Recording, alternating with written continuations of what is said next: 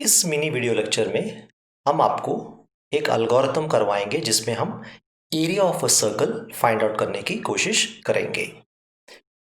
आपको पता होगा अगर हमें area of the circle find out करना है तो उसका फॉर्मूला है पाई इंटू रेडियस। तो हम क्या करेंगे, सबसे पहले हमें आइडेंटिफाई करना पड़ेगा कि हमें वेरिएबल्स कौन कौन से चाहिए। तो सबसे पहला वेरिएबल चाहिए रेडियस, जिसका मैं वेरिएबल नाम देता हूं आर।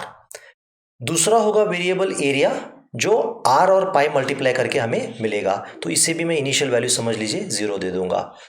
और थर्ड वेरिएबल ने होगा पाई, कांस्टेंट होगा, क्योंकि हम पाई यूजर से नहीं मांगेंगे, हम पाई का अज्यूम्ड वैल्यू लेंगे 3.142। क्योंकि पाई एक कांस्टेंट है इसलिए मैंने इन्हें डबल ब्लू बॉक्स में डाला है। ये दोनों वेरिएबल्स है। तो चलिए, सबसे पहले एल्गोरिथम का सबसे पहला स्टेप होता है स्टार्ट। स्टार्ट के आगे हम क्या करेंगे, हमें वेरिएबल्स या कांस्टेंट्स डिक्लेयर करना पड़ेगा, क्योंकि हमें कंप्यूटर को बताना पड़ता है कि हम कौन से मेमोरी लोकेशन यूज करने वाले हैं और उन मेमोरी लोकेशंस का नाम क्या होगा। तो हम रेडियस को आर से आइडेंटिफाई करेंगे, एरिया को एरिया से ही आइडेंटिफाई करेंगे, और पाई क्योंकि कांस्टेंट वैल्यू है इसे हमने इनिशियलाइज कर दिया है 3.142 से।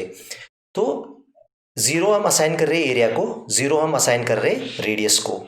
अगर हमें एरिया कैलकुलेट करना है तब हमें क्या चाहिए, हमें चाहिए यूजर से रेडियस का इनपुट। तो हम क्या करेंगे, यूजर से रीड करेंगे आर। आर यानी रेडियस को रिप्रेजेंट करेगा। जब हमें रेडियस पता है तब हम बड़ी आसानी से एरिया कैलकुलेट कर सकते हैं। तो इसमें अभी क्या है, एरिया इज कैलकुलेटेड यानी area is assigned pi into are.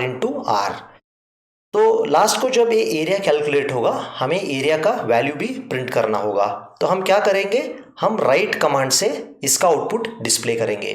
Read से हम कीबोर्ड से कुछ इनपुट लेते हैं, राइट से हम कुछ प्रिंटर या मॉनिटर पे डिस्प्ले करते हैं। तो ये जो भी डबल कोट में है वैसे ही दिखेगा, area of a circle is, और एरिया जो वेरिएबल है जो भी हम इनपुट करेंगे रेडियस आर, उसके ऊपर एरिया का वैल्यू निर्भर होगा। ये होने के बाद फाइनली एल्गोरिथम स्टॉप होगा। अब आपको एक चीज समझना जरूरी है, क्योंकि हम इस एल्गोरिथम में वेरिएबल भी यूज कर रहे हैं और कांस्टेंट भी यूज कर रहे हैं। वेरिएबल और कांस्टेंट को डिफरेंशिएट करने के लिए, ताकि हमें आसानी से पता चले कि कौन से वेरिएबल है कौन से कांस्टेंट है, एक स्टैंडर्ड कन्वेंशन है सी प्रोग्रामिंग में, या संप्रदाय कह सकते हैं आप, जिसमें आप कांस्टेंट को हमेशा अपर केस में या कैपिटल में लिखेंगे और वेरिएबल्स को हमेशा आप लोअर केस में लिखते हैं। इसे फॉलो करना ना करना आपकी इच्छा है, लेकिन अगर आप फॉलो करेंगे तो प्रोग्राम समझने या पढ़ने में बड़ी आसानी होगी। तो अभी ये हो गए 4 स्टेप्स। तो जैसे मैंने पिछले बार कहा था, इसके लिए एक टेस्ट प्लान बनाना जरूरी है। तो सबसे पहले टेस्ट प्लान में क्या कर दिया हमने, लाइंस बना दिया जिसमें हर कॉलम में एक रेडियस है, सेकेंड कॉलम में एरिया है, लास्ट में पाई है। पाई तो वैल्यू चेंज नहीं होगा, अगर हमने इसके लिए कॉलम भी नहीं बनाया तो भी कोई प्रॉब्लम नहीं है, केवल रेडियस और एरिया के लिए कॉलम्स होना चाहिए। स्टेप 1 पे क्या है, आर 0 है, एरिया भी 0 है। अगले स्टेप में मैं क्या कर रहा हूं, मैं रेडियस का वैल्यू यूजर से मांग रहा हूं। तो समझ लीजिए यूजर ने 5 यूनिट्स एंटर कर दिया, 5 कुछ भी नंबर हो सकता है, 5 फीट 5 इंचेस एंटर कर दिया। अब भी एरिया 0 है, पाई 3.142 है। स्टेप नंबर 3 पे क्या होना चाहिए, 5 इंटू 5 25 इंटू 3.142, लगभग 78 के करीब, 78-79 के करीब आएगा। तो अभी देखिए आर तो चेंज नहीं हुआ, लेकिन एरिया का वैल्यू चेंज हो गया स्टेप 3 में 78.55, और पाई भी है वैसा ही है।